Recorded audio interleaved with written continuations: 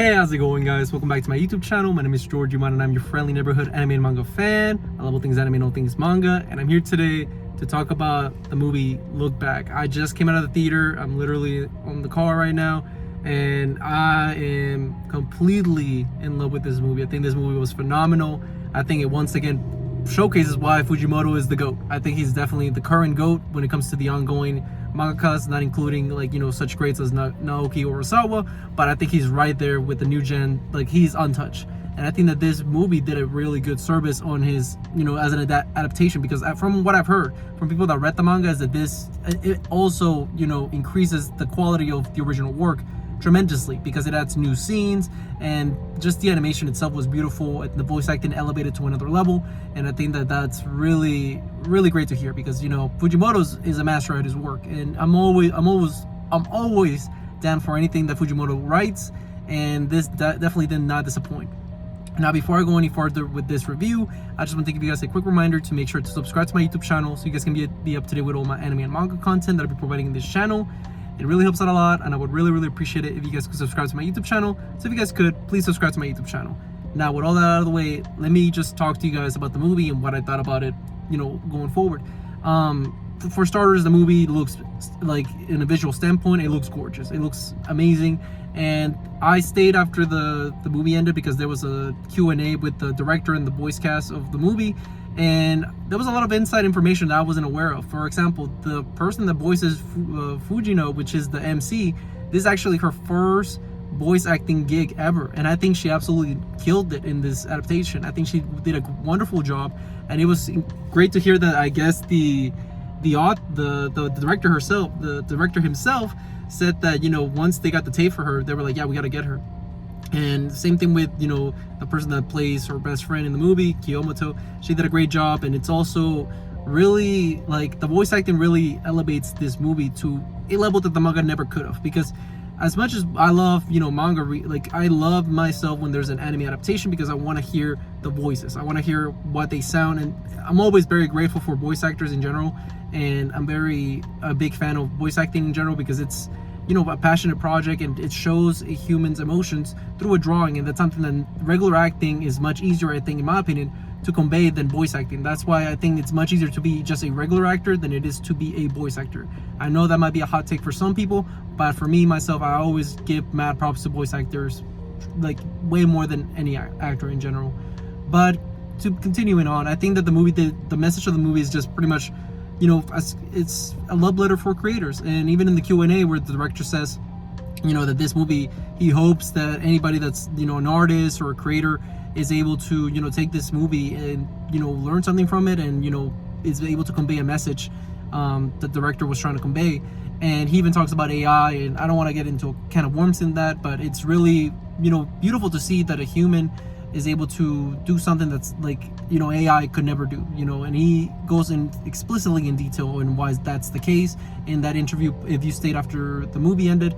And I think it's a very heartwarming and heartfelt message, because I myself, I love artists, I love creators, and I think that originality comes from humanity itself, and like being human and just being able to portray, create anything that you want, really. And I think that something that AI will never be able to duplicate. But enough of that, let's talk about the actual movie. For starters, the OST was beautiful. I love the music on the movie. I think it was very emotional. There was 2 scenes in this movie where I was crying. I'll get to it in the spoilers section of the video, but those 2 sections really paid off, and I think that it was very beautifully done, especially with the music. The piano went hard. It went extra overdrive on this, and it was just very beautiful. And talking about something that else was beautiful was the relationship between Fujino and Kiyomoto, which is her best friend in the movie. And I think that the dynamic between these 2 characters is what really drives the story, in a very heartfelt and emotional way, because these are our point of view characters. And that's the thing with Fujimoto.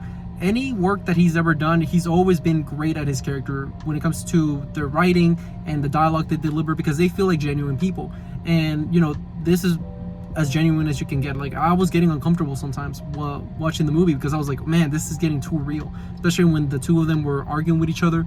I think that was a very like uncomfortable, because it's like, man, it feels so real. Like it feels so real.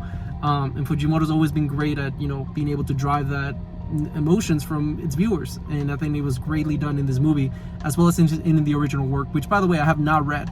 So this was my first viewing of Look Back. I have heard about it, but I mean, I'm a big fan now. I loved it, and I knew I was gonna love it because I'm a huge Fujimoto fan. And after this movie, I can't wait to whenever they do announce a Goodbye Eri adaptation of Fujimoto's work, because Goodbye Eri is one of my favorite mangas of all time, arguably top 5. It's a one-shot by Fujimoto. If you haven't read it, read it. It's amazing. And there was a little Easter egg of that in this movie during a scene where we see the 2 characters in the movie theater. If you've seen the movie, you know what I'm talking about. It was great. I loved it.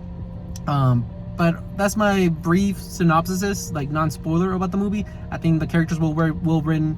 I think the animation was beautiful. I think the voice acting was on point. The music was extraordinarily well done, and I think the direction was all across the board fantastic. But with all that, I'm just going to continue now with the spoiler section of the video. So if you guys haven't read or watched Look Back, you know, you might want to stop and do that and then come back here. But I'm going to start doing it. I'm going to talk about all spoilers and all of my favorite scenes in the movie, starting in 1, 2, and 3. Okay, let's go. So for starters, that scene with, you know, Fujino like skipping down that little puddle when it was raining and all that, I think that was beautiful. I think when that scene when they're, you know, after she meets Kiyomoto for the first time, and she finds out that Kiyomoto, you know, the person, her rival, the person that all this time she's been, you know, hating on. Like, she was just literally hating on her because she didn't feel she was good enough as her, and, you know, she always like had this animosity towards her. And for her to finally meet her and find out that, you know, she's actually her biggest fan was actually a very heartfelt and emotional scene. And what made it more emotional was, you know, once, you know, Fujino was playing it very stoically, but the second that she leaves, you know, is where you see that she starts, you know, being all happy and skipping all over the place. And I had seen that panel before, but out of context. I didn't know what the context was. But now that I do know the context and the background behind that scene, it's just beautifully executed, I think, in the movie, where we see that even in the interview, the guy says that he wanted to add more extra scenes on that, the skipping, because he knows how iconic that panel is. And I think that, you know, it really drove the emotion, because it made me cry, man. Like, and you might be thinking, like, why? Like, why are you crying? It's not even a sad scene. It's because it made me cry because it's something that drove an emotion out of me. It was a very beautifully done scene, and that's the thing with Fujimoto's works. He always finds a way for, you know, the reader or the viewer, whatever the case be, to be really connected to his characters and the emotions. And that emotion where you see her, you know, having the realization of all her hard work and all her like everything that she had put herself like down for, finally had a payoff by hearing that the person that she thought was an excellent drawer, you know, she was looking up to her this whole time. And that was really like a great payoff, where she thinks like, you know, all that hard work really paid off. And, you know, as long as there's somebody that's praising it, somebody that's like herself, I think that's all well and done. And I think that was a beautiful scene that they absolutely like perfectly adapted. And then the second scene where I cried was obviously when, you know, Kiyomoto dies, and you see the whole situation regarding herself and Fujino, and like, you know, the flashback. And that scene was just so emotional, especially towards the end of the movie, where you see the credits roll, when they have just Fujino writing, like continuing to draw manga, because she's carrying on, you know, Kiyomoto's wish. You know, that's something that Kiyomoto wouldn't have wanted her to stop. She wouldn't have wanted Fujino to stop, you know, pursuing her manga dreams. And I think that, you know, having her put the little 4-page panel layout of, you know, how they first met, I think that was a very beautiful scene, like towards the end, where you see the music playing, and that really got me, man. I think that was a very beautiful, executedly perfectly scene.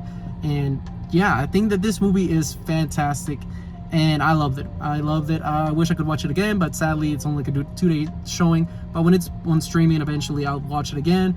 And the question is for you guys: have you guys read or watched Look Back? And if you guys have, what did you guys think about the movie? Did you guys love it? Did you guys hate it? Did you thought it was overrated? Whatever you guys thought, let me know in the comment section down below. Also, thank you so much for sticking all the way to the end of the video. I really appreciate it. And don't forget to like, comment, and subscribe to my YouTube channel for more anime and manga content coming in the near future. But with all that being said, I hope you guys have a great rest of your day. Bye-bye.